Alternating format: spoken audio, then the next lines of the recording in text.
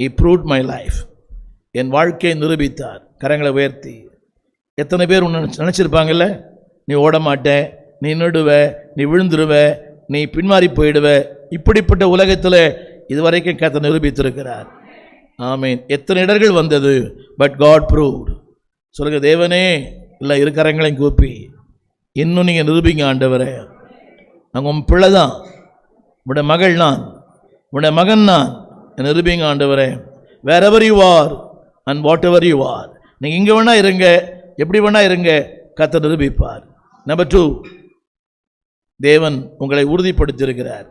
உங்களை யாரோட கனெக்ட் பண்ணியிருக்காரு தெரியுமா? யாரோட கனெக்ட் பண்ணியிருக்கிறார்? ஆபிரகாமோட. கரங்களை உயர்த்தி.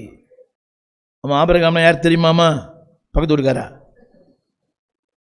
வீட்டுக்காரா கேட்ட ஆபிரகாம் விசுவாசிகளின் தகப்பன், வம்ச வரலாறின் பிதா. அவன் வம்சத்திலிருந்து கோடிக்கணக்கான சந்ததிகளை கர்த்தர் உருவாக்கினார். 3வது, உயிர்த்தெழுதல் எனக்கு கிடைத்தது தெரியுமா? ஒரு முன்மாதிரியான வாழ்க்கை. ஆமென். 4வது சொல்லுங்க, அவர் உயிர்த்தெழுதினாலே எனக்கு பலன் கிடைத்தது, வல்லமை கிடைச்சது. இல்லைனா வாழ்க்கையின் போராட்டம் சந்திக்கவே முடியாத, இப்படிப்பட்ட கணவனோடு, இப்படிப்பட்ட மனைவியோடு, இப்படிப்பட்ட பிள்ளைகளோடு, இப்படிப்பட்ட உறவுகளோடு வாழவே முடியாது. Because he has given the power. கடைசியான்னு சொன்னேன், he has given the promise. எனக்கு நிறைய வாக்குதல் கொடுத்துருக்கிறார். அது எப்போ தெரியுமா சொந்தமாச்சு? அவட உயிர்த்தலுக்கு பிறகுதான். ஆமீன். உங்களுக்கு தெரியுமா, ஒரு மரண சாசனம் எப்போ செல்லுபடி ஆகும்? உயிர் எப்போ செல்லுபடி ஆகும்? இறந்த பிறகுதான். மரண சாசனத்தை எழுதினவர் அந்த மரண சாசனத்தெல்லாம் எழுதி வச்சிருக்கிறார். எப்போ செல்லுபடி ஆகும்?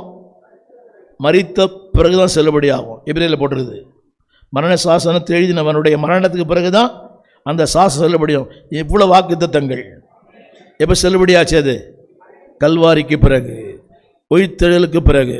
கரங்களை உயர்த்தி சொல்லுவோம். கரங்களை உயர்த்தி எல்லாம் சொல்லுங்க.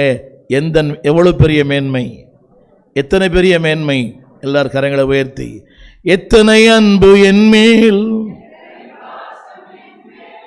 எத்தனை அன்பு என்மேல், உமக்கீடா என்ன தருவேனா?